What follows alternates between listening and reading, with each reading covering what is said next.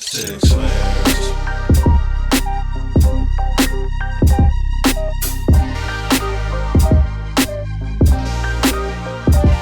Sig Slayers.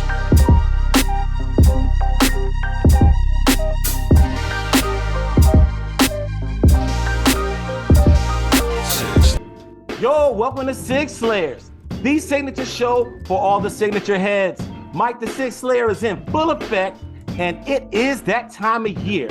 We have a special episode of our annual Star Wars This is the May celebration, and joining me today is the creative team behind the hit comic series, The Mandalorian. That's right, we got big dog Rodney Barnes in the house and Georges Jeanty. All together, all forming like Voltron. Yes, you do not want to miss this. But before we chop it up with the crew, please like, subscribe, hit the notification bell, and please comment.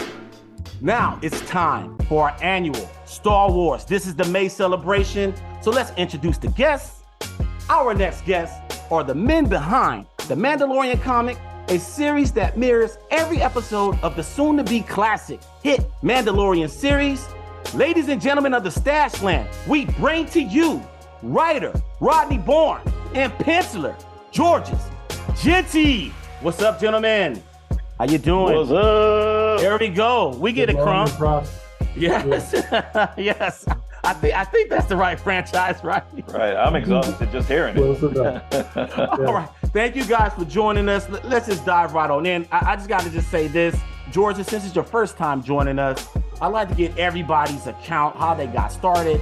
And so I wanted to get your comic book origin story real quick. When did you first started drawing, and how did you get your first gig in comics? Well, as I'm sure you talked to a bunch of artists, they'll tell you they've started drawing their whole life. And that's pretty much my story as well. I professionally started drawing in '94 when I actually started getting paid to do it.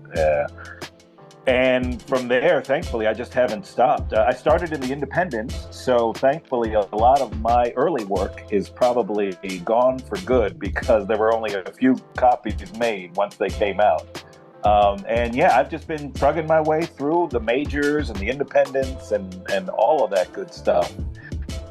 Pretty much because I love comics, not so much that this was a business I wanted to get into, but it was something I realized I had an aptitude for. And drawing comics was just sort of second nature to me because I was already doing that as a kid and drawing my own comics, when you're in high school and your friends and you just want to, do your own adventures. So yeah, my story is pretty cliche, to be honest with you. I read comics my whole life, found out I could draw a little bit, and then somebody eventually gave me a job at it. And 25 years later, here we are. And what was that first pro gig for the big publisher? What was your first? The first one was a company called Caliber Press. They're still around, but they're not putting out nearly as much as they were before. And the book was called Paradigm, which I will say the lead character was sort of like an X-Men book, but the lead character was a black man called, I think his name was Paradigm. And he was just sort of an assassin, hired assassin for the highest bidder, that sort of thing, and it was pretty cool. The guy who created and wrote it, a guy named Brett Carpenter, who's no longer with us, he was very enthusiastic to get black characters in comics more because this was '95 or so, and there just wasn't that plethora that we see now. Yeah, and it's kind of post-milestone as well too. So it's like yeah, it was around that time. Yeah. So that's dope. Thank you for breaking that down, Rodney.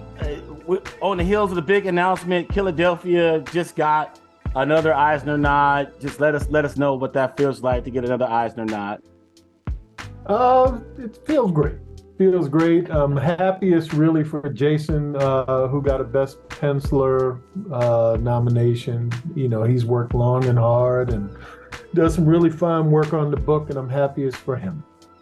Oh, wow. Something positive to say about Jason. Okay. I like this. Well, for work, not as a human being. I'm still hoping that the feds find him in the witness protection program. I'm happy to give his address out, But yes. Yeah, that's a surreal thing. I won an Eisner for Buffy years ago, and and arguably it is the Oscars of the comic world. Yes, but I swear to God, I didn't even know I was nominated until I was nominated or in the running, and I didn't even know we had won until we actually won. And they send you, because a lot of people, they announce it over at the San Diego Comic-Con, and a lot of people just don't make it out there. So they sent me the trophy, and it was nice. It was just surrealistic when there was no, you know how when you see the Oscars, everybody's been nominated for 6-7 months beforehand, and you see there's a big gala to come to the Kodak Theater and all that stuff. And for this, it was just like, oh yeah, by the way, you won. Oh, cool. Yeah, they're going to send you your trophy. Oh, okay. And that was it. It was so underwhelming. I mean, I appreciated it, but it was so underwhelming. Around what time was this that you won for? This had to have been 2008. Oh, okay, because I think yeah. we won for the first few issues, the first collection. Wow, man! I didn't know that, man. Congratulations! So I got an Eisner winner and a multiple Eisner nominated. Well, and I think that's the only real big difference you get to do now. So when you put out your bio credits, you can now say Georges Jeanty, Eisner Award winner, ... I'm using it. All right, so let's talk about Star Wars right now. You two are no rookies to the franchise from the comic book standpoint. IG-88, Lando, High Republic, between the both of you. Rodney, this gives us an opportunity to talk about the infamous emails that you get from comic book publishers that you mentioned so many times on the show. So I wanted to start with this question with you. Can you share with us what type of information that a publisher shares with you when they want to hire you for like launching a series like The Mandalorian or anything? Just it's different. It's different for every project. I mean, for Orlando, I had to go to Lucasfilm over at Disney, and I got an opportunity to read the script and see some of the movie, solo movie, before it came out, and because that was sort of an original. It was a prequel to that movie for Lando and what he was going to do. For IG-88, it was working with Charles Soule and the team for War of the Bounty Hunters, because it was a one-shot that went with that storyline. And then what else have I done? And for Mandalorian, it was really more of just getting the scripts and scouring over the episodes, as they came out. And that's sort of been the process for that. I mean, they've all been, they're all different. For every instance, I'm about to do a miniseries for Marvel now for another character. And that's another event-based project, and it's another one of getting together with the team and talking through our ideas to make sure everything connects. So it's different. It's different with everyone. I remember when I think this was last year. When you mentioned that you were going to be taking on the Mandalorian gig. So that's how many times you've been on the show. You told us that you were going to be doing this gig beforehand. Mm-hmm. You mentioned that you were doing more of an adaptation. So what was that conversation like once you found out it was a strict adaptation versus doing like a Mandalorian comic? We had been talking for almost 2 years about doing an original Mandalorian thing. And then when the show became what the show became, there was an adjustment along the way, I guess, because the folks that do the TV show didn't want anything in the comics to step on anything that they may be doing in the future for the TV show. Then it became an adaptation. And then it became a strict adaptation. You're going to do exactly what they did. And that was really the conversation, the evolution from original to maybe we can do this or that, and then ultimately landing where we landed. That's sort of what it was. Georges, from an artist's point of view, what kind of questions are you asking after you read scripts in general? What kind of questions are you asking Rodney or the editor after you read the scripts? What are typical artist questions that you may normally get and you have? Well, on a personal level, I'm always flabbergasted when I get the scripts, because as I read through it, I am amazed, because I also have to look at the episodes, of course. I'm amazed how much Rodney can put into 30 pages of on an average 40 to 50 minute show that has a lot of action in most cases, and limited to just those 30 pages as I read and follow through, because every time I read the script, I've actually obviously seen the episode a couple of times. I'm amazed how Rodney gets all of the essential action there.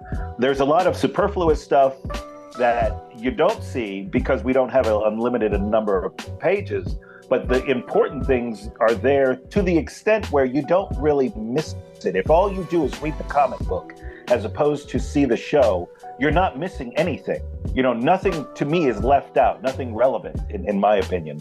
So whenever I do that, and I always scour the scripts over and over just to see where my plot points are and what my high points are going to be, I'm always amazed at how well these scripts are structured, given this teleplay that it is and how much is going on there. Wow. Okay, so that was great. And I would attribute any positives, any virtues in those scripts really comes from having worked in television for so long. And so you're more or less editing yourself as you go along and, trying to find the stuff, as George has said, the stuff that needs to stay and the stuff that, you really don't need that you can cast aside.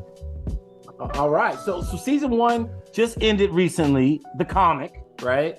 And the both of you are currently working on season 2. I believe Rodney, you said you're done with season 2, right? Like as far as the writing, the writing part. Right. Yeah, I just finished another Star Wars thing not long ago. So this question's for the both of you. Since the comic mirrors the show, what kind of creative liberties do you have, if any? I ain't got no liberties. I have no liberties. That's the one problem with this show. We have to, like Rodney said, we have to be exactly the way the TV is. Yeah. Even and more so, there are people at Lucasfilm that will check you if you're not doing it exactly the way it should be. Wow. Yes. Okay, that answered that question. So no wiggle room. Georges works 110 times harder than I do. When I read the emails of you need this blaster and this ship and this specific thing, and I don't have to do that. So God bless me. I feel that way too, though, about the colorist, Rochelle, who's the colorist on the book. I think she has the patience of a saint, because half of the stuff that we get, yes, is very trying at times, but oh my God, they can get picky on colors. Like, so-and-so, this color isn't dark enough for this and that. And just the little things that they really do identify. In my opinion, after about a year, I'd be like, okay, I'm done with this book. All right. So it's true across the board. All right. So let's talk about Mandalorian variant covers. Because, this is a comic book show. First off, do you guys get all the covers from comps, like those retailers? You don't? I don't. I don't get any cut. We might get lucky if we get like 3 issues of the copy. I get a little paper bag with like 3 or 4 issues in it of the main cover, and that's it.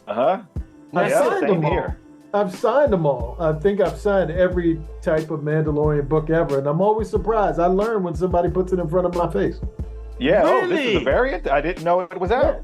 Yeah. So wow, because it trips me out, because like I see like a lot of the DC comps, and they get everything, like every single cover, like all. There's that was back in the day, my friend. Not anymore. Not anymore. That life of luxury is over, because I used to work for DC too, and we would get the comp box, and you would get everything they put out that month. They would just give it to you in a box, and it was beautiful. And now, man, times is tough, baby. You can't be getting everything now. You basically get a couple copies of what you did, and you be happy with it. All right. So of all the covers that you've seen, since you guys don't have them, is there a favorite cover that you've been impressed with? That you've seen that you've signed or whatever. I've been impressed with a lot of them. I mean, there's some beautiful covers in there, and I'm actually, as far as books are concerned, I just bought the French version of Volume 1. It's a beautiful hardcover book. Oh, yeah. Is there one? Yeah, I was looking for it on my desk. I don't see it. It's not in my... It's probably from Panini Press. Those guys, man, they publish collections so beautifully. I can't find it, but it's a beautiful little, it's a beautiful book. And I haven't seen anything quite that attractive so far in the American stuff, but beautiful book. Really? Yeah, Panini does some really great trades. That's the French. Yeah.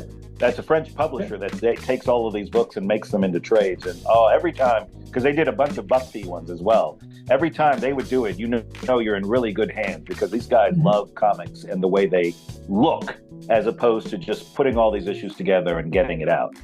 They did a great job with Killadelphia as well. I'm looking for. Oh yeah, cool. But yeah, they did a similar thing. It's a little thicker because it's the full volume 1 and 2. But beautiful books. Beautiful books. Well, what about you, Georges? What cover caught your eye of season 1? I've signed a bunch of them. Yeah, I like there's a Lanil Yu cover that I actually like because of the perspective, and a bunch of them. I've got I'm sort of a two minds of covers. I understand that this is the flavor right now, and everybody wants it. I just hope that we don't get to a point where these variant covers overshadow the actual book. Because I've talked to a lot of people who are interested in covers, but then they're not interested in reading what the book actually is about. You know, they want to know what the first appearance is, sure, or that this person did the cover, or that this was one of 50. And that is great. But I think at the end of the day, being a comic book fan, I would hope they would read the book. Jeez, man, that's beautiful, man. Hallelujah. Hallelujah on that note. and just on that, my philosophy is cover A all day. You got to get cover A. You don't really get the book. And then a lot of times with these retailer variants, some of them are so rare, people forget about them. So it's like, so how can it be so rare that people don't know about it? It has to be known in order to have some kind of value, right? So, right. I mean, that's the hustle right now to make the money. You got to have the variants. I understand that. Well, but my favorite cover is cover A, number 1, the very first one. I just love that cover. Avi Garni? Yeah, the Grodoff or whatever his name is. I just love that cover. Yeah. It set the tone for me, and I literally ordered every comic book after that. And I was like, I got to get this. It set the tone. I love it. All right, so Rodney, I want to get into your head as a writer and ask you about Din Djarin, the lead character on The Mandalorian. I love this character, by the way. How would you describe Din as a character? And is there any character from the past like him? Not really. I mean, stoic.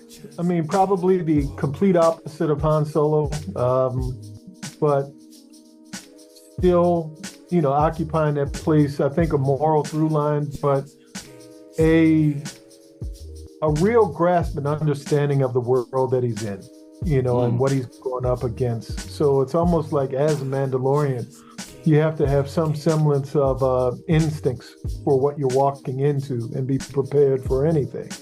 And so that's my dime store definition. All right, Georges, let's talk about your workflow. Have you migrated to a digital setup, or do you still work traditionally? No, man, I'm so old school. I started, in the 90s, so I'm still hard copy, as they like to call it. I'm pen to paper, and there for every single one of those books and every single one of those pages, there is an actual, hardcover or hard copy for one of those pages. So yeah, I don't really see a need to change, to be honest with you. I like drawing with my hands. I like doing it. I know the computer, you can probably be a little more savvy. Everybody tells me that it's a lot easier and it's a lot quicker. But I always sit around going, well, this is actually my job. I don't have to go anywhere else. This is what I do 8 hours a day. People, go to work 8 hours a day, 5 days a week, and that's what they do. And this is what I do.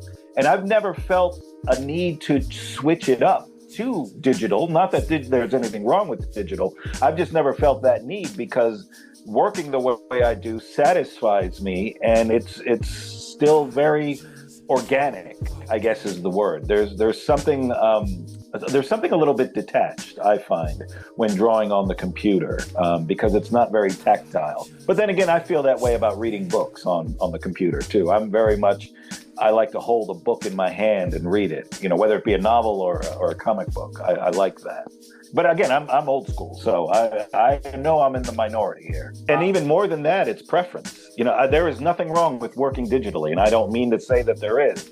But it comes down to preference. I just prefer to do it on the page. And I love to see my stuff inked by inkers that I admire. So a lot of people are very, no, this is my work. I don't want anybody else touching it. And that's why I do it digitally. I love the collaborative process. I never sit around and say that The Mandalorian is my book. I always say that The Mandalorian is the book that I'm working on, because I fully recognize that it is a team effort to do this book, or any book, really. Okay, follow-up question, George, is on average, if you're working on a book, you mentioned a certain amount of hours you work a day. How much do you try to get done on average in a day, when you're working on a book?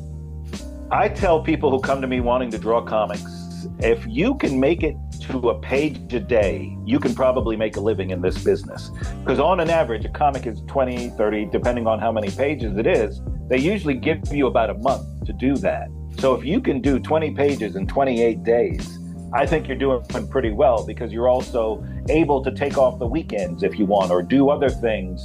A lot of people, I find, when they draw comics in the beginning, like it's everything and nothing else. Like they just have to sit and draw all day long, 14, 15 hours a day, and not do anything else. And I'm thinking, God, that is such a recipe for me to hate drawing comics, because while I love what I do, it doesn't define us as a whole. We still like to go to the movies. We still like to go out or do other things. I'm very wary when anybody tells me this is the only thing I do my whole life, because you have to have some diversity in what you do, because it defines who you are. Another quick art question real quick. It's your first time on. First three names come to mind, artistic influences. First three names come to mind. For me? Yes, sir. Oh, man, that's easy. John Byrne, Alan Davis. I'll give you four. Michael Golden and Bernie Wrightson. Those were guys I could never touch in my life, or hoped that I could aspire to be. So that just shows you how old school I am. All right. Serious blur talk here, man. This has never happened. I do consider myself a nerd, a blur, whatever they call us these days. And so I want to talk about famous Star Wars movie and moment. I don't think I've ever talked to two consecutive Black individuals about Star Wars. I may have talked to one other brother or one other sister, but I think this is probably the purest Black Star Wars conversation I've ever had in my life. So thank you guys. I'm having it with Georges Jeanty and Rodney Barnes, my first ever all Black Star and Wars I would like to stress, though, there is such a similarity. Rodney and I are not related, because every time I look at him, I wonder, damn, is there the same family gene my going through My here? father was a Rolling Stone. You never know. You never know. All right, so Rodney, starting with you. Favorite Star Wars movie and favorite Star Wars moment? Empire Strikes Back. I mean, I'm pretty simple. Luke discovering Vader's his father, or that moment. I think everything about Empire I really love. That's still my favorite Star Wars movie. I wish they were all like Empire. For sure. What about you, Georges? I agree, and it's funny you say that, Rodney. At that time when Empire came out, it was heralded as, because this was 4 years later, it was heralded as a better made movie than Star Wars. And I totally agree with that even to this day, because Star Wars was a great fantasy film that nobody was expecting. Empire was this film that everybody had expectations for. And the fact that it exceeded those expectations and gave its own signature, and not just seemed like, that just seemed like Star Wars 2. It really felt like a film, a part of itself. That I thought was great. And I think it was good on Lucas to give it to, who was it, Kirshner? Ivan Kirshner? The director. The director? To give it to him. Yeah. And not to say, hey, this is my movie. I'm going to do number 2 too. This is my thing. I thought it was a very mature move on his part not to direct the sequel. So I loved it. Yeah, Empire. I mean, affectionately, it would be Star Wars, but Empire, I agree with Rodney. It's probably the more superior of the film franchise. I think it also put a lot of pressure on Return as well, and the letdown sort of for my sake, and the Ewoks. But the hell with a damn Ewok, man. Who cares? Exactly. So it's unanimous Empire. I think that philosophy in filmmaking, I think technology, because when you look at like the Clone Wars stuff and how, everything was CGI at a certain point and you move away from practicals. And then when you start looking at, I remember looking at the Solo movie and thinking about how fast, like every scene was a set piece. It seems like everything was about movement. Yeah. And by comparison, if you look at Star Wars or Empire, they move relatively slow by today's standards. Mm-hmm. If you're looking for the spectacle of Star Wars. And the character development isn't so much based within the movement. You actually have moments for characters to have conversations and, conflict and all of the things that go along with the human experience. And whereas now, it's just movement. It's like a video. It's like it goes from this to that. And, oh my God, we gotta move, we gotta run. And so, to me, that's the big difference in storytelling, is the pace that you have to hit. Well, wouldn't you also agree that's the case in television today, the way they're making all these miniseries? Yeah, I think it's different. The only difference in television is it's so many. If you're talking about Star Wars stuff, even though Mandalorian moves at a different pace, like a Western.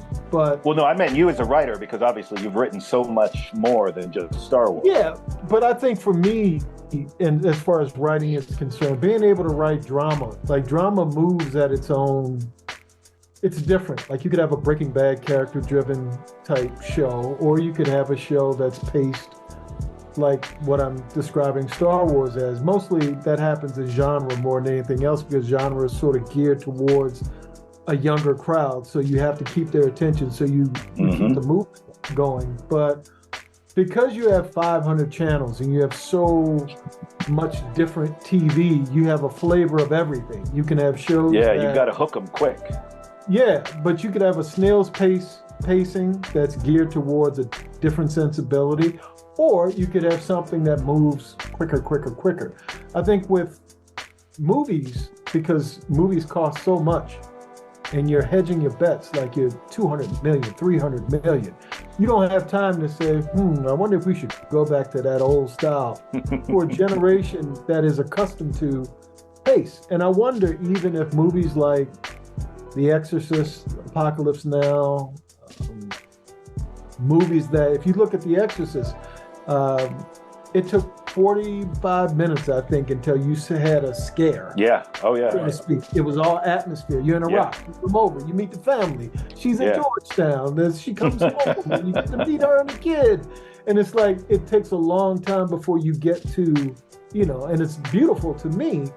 But I went to, I saw The Boogeyman the other night. I went to a preview of that. Oh, yeah? How was it?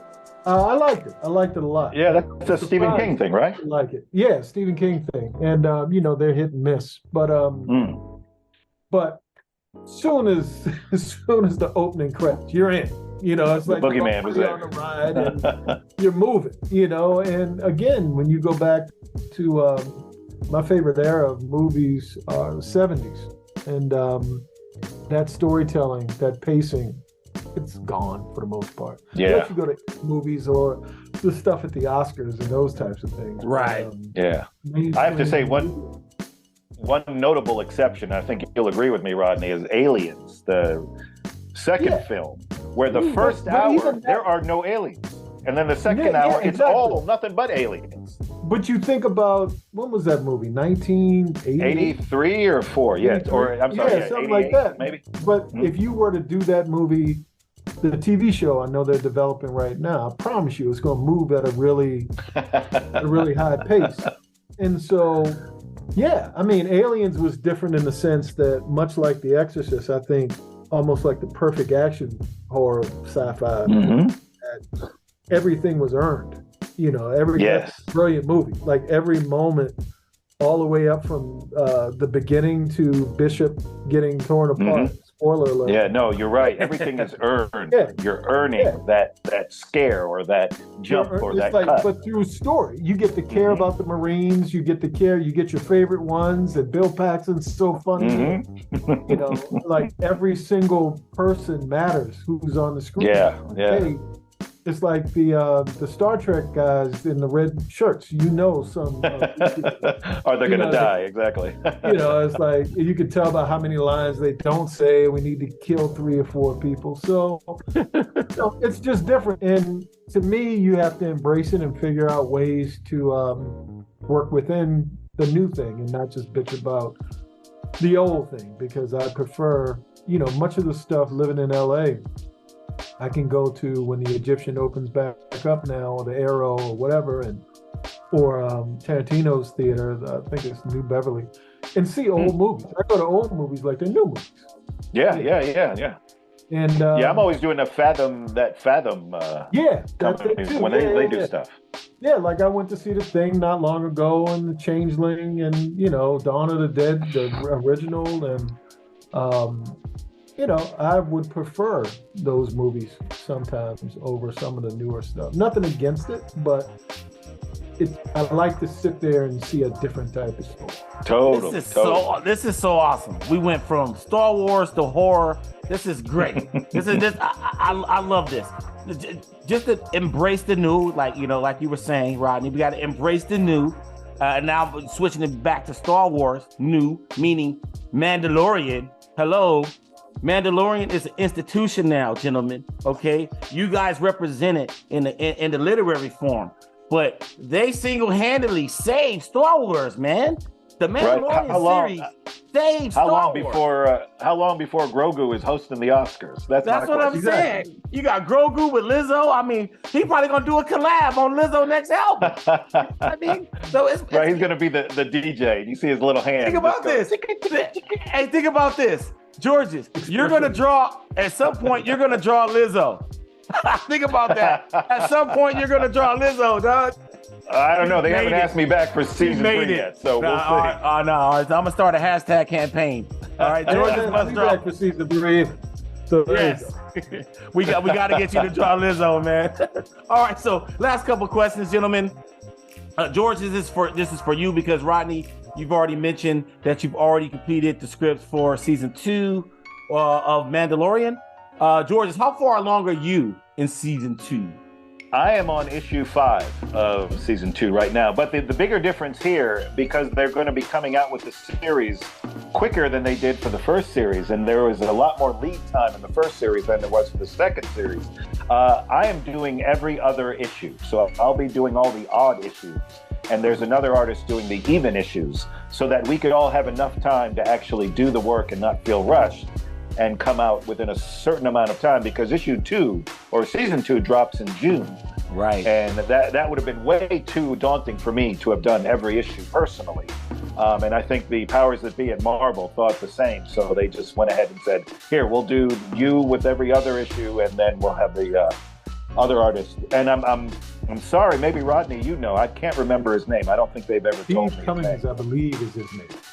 Say it again, Rodney? Steve Cummings? Steve Cummings, I believe. Steve Cummings, okay. Okay, I will look it up. So, I mean, that's what makes season 1 so special too. As it just concluded, a month ago or a couple months ago, season 1 of Mandalorian, because it was done by the both of you as far as the penciling and the penciling on both ends. The penciling, because yes. I know you write, Rodney. You don't type, right? So Rodney, did you know that, Georges? That he writes? He doesn't type. He writes. Like longhand. You do it longhand? Killadelphia 31 right here. There you go. Wow. Here it is. I'm trying to get my hands on one of those pages, man. I just threw away 3 of them. He's throwing, I gotta get this the plug on his housekeeper. I'll give you the last one when we do the last script. There we go. All the handwritten pages. There we go. Wow. I love it. So what do? You just have somebody type it up after the fact, or how do you just send it in? One of my assistants types them up as we go. That's the editing process for me. I'm able. Cool. It looks like a really bad sketch. It looks like the ramblings as I go through and edit myself, and I move stuff around and that out and whatever. And he knows at this point. He's been doing it for so long for me. He knows. Man. Now the same question can go to you, Rodney. Do you prefer doing that in hard copy, or would you just like to do that? There's so many writing tools that can help you digitally. Do you prefer just doing it handling? I prefer doing it. I've been doing it this way. I write movies, TV shows. I write everything this way. So I'm so accustomed to doing it that there's a degree of comfort that's there. And again, it's part of the editing process for me. Like I've been known, I could write a script and write 50 drafts easy. And part of that is every iteration that comes back, when the email comes back of the new stuff, I edit from the beginning, as I'm adding new stuff there. So I'm constantly editing what I just did. So wow. So on an average, how long does it take you to do a script or? For it's according to what it is. If you're talking about comics, okay, I do a script in a day or two. It's according to what else I'm doing for that day. Wow. And how well I know the idea. Killadelphia 31 is a little more daunting because I don't know. I'm trying to merge two ideas in two different worlds together. So it's a little more thought of, and not so much instinct. Like I know Killadelphia so well that I could write Killadelphia, with my eyes closed. Yeah, adding new elements in, and like the Marvel miniseries that I'm doing, that might take 2 or 3 days just because it's a different process. The way they edit is different. They edit to what's happening in other books more so than what I'm writing. It's a weird thing. So oftentimes you're beholden by other things that you have no idea are happening. It's not like what we do on Mando. Right. A lot of work. Man, a lot of pieces of paper, a lot of pens. I know, man. Show you. Okay, here we go. Some good. Show you this. Yeah, let's get it behind the scenes. I don't know if you see this, but these are all dead pens. Graveyard. Graveyard of pens right there. Yes, I burn out about 25 pens a week. Wow. So, man. What's even more impressive is that you keep them. Why not just throw them away? Well, what the cleaning people, I have a tendency when I'm finished to just toss it aside and get another one and keep going. And so they're all over the place. So she just started putting them in the thing. And since I'm kind of a hoarder, because I collect books as well, they just sit there until one day I'll dump them. But that's about at least 200 pens right there. That's just all, to me, that's just a bunch of stripes of just work put in, man. I love it, man. All right, so last question here. Obviously, you just mentioned that, George, you mentioned that you're halfway into Mandalorian. You're doing all the odd number books, right? So last question for you, Georges, is there anything else that you're working on, anything else that you would like to promote, that you would like the Stats fan to know about? I wish there was, but again, this being my gig, this is my only job because it takes me pretty much all day, every day to draw it. I don't know how other people can do 2 or 3 things at once because this literally does take me, and ours is the advantage or disadvantage of being 30 pages. So I have a little bit more than a month to do 30 pages, and even that is overwhelming. And the first issue, as Rodney can tell you, of season 2 is actually 40 pages long. So that'll be almost a double-sized issue when it does come out. And man, it's just, while I love what I do, I don't want to spread myself so thin that it will start to reflect in the work not being as good as it is, hopefully. Man, I love that. So that's a tidbit I wanted to know. So Stash fan, the first issue of season 2 is a 40 pager. So that's news. That's why it costs a little more. Yeah. Okay. So Rodney, there's so many things that we can talk about here. All right. We just talked about the Eisner nod again. So congratulations on that. You mentioned something about Killadelphia, so I want to talk about that. Last time you were on with Jason, we were talking about Blackula / Killadelphia, and you mentioned on the show that there is going to be some big revelation. Now, spoiler alert, everyone, if you don't know, Spawn has showed up in Killadelphia 30. Okay, so worlds have collided. You mentioned you're writing issue 31. You showed us.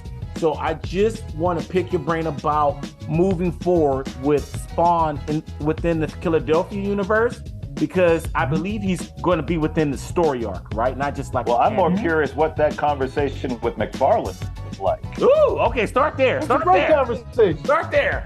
It's a great conversation. Mr. McFarlane was very kind, and it was a great conversation. Great conversation.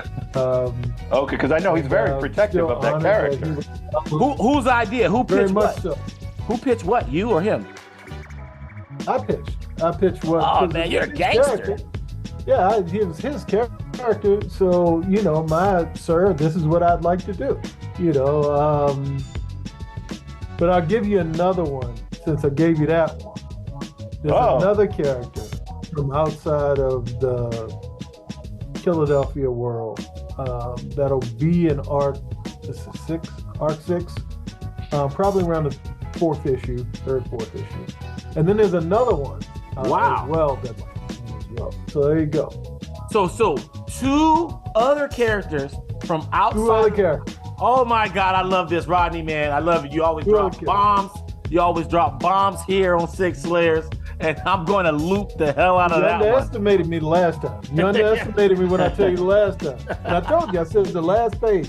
Hey, yes, you did. And everybody what about dropping a hint? No, I can't do. I can't drop the hint. You can't drop the hint. Leave it like this. I can't drop the hint. What was cool about it was he let us know. I told homies, because I got homies. I was like, look, man, get Killadelphia 30, dog. Something's going to happen. And you know what? No one did. And then Thursday, because the new comics come out on Wednesday, right? Thursday, everybody bought Killadelphia 30. Everybody kind of caught on late, once they got on IG or Twitter or whatever, and they start seeing that splash page with Spawn. Now everybody want to hop on the Cossack, you know what I mean? But it's all good. It's all good. Hey, gentlemen, thank you guys for joining me, man. I can't believe this happened. I got every issue of Mandalorian season 1 signed by the both of you. I'm flexing big time over here in LA. So thank you guys for joining us and making this Star Wars celebration so dope. So please come back again. Please, please, please. Well, that's all for our show. If you like what you see, please subscribe and hit that like button. I'm Mike the Sig Slayer, speaking for Rodney Barnes and Georges Jeanty. We are out. Peace. Sig Slayers.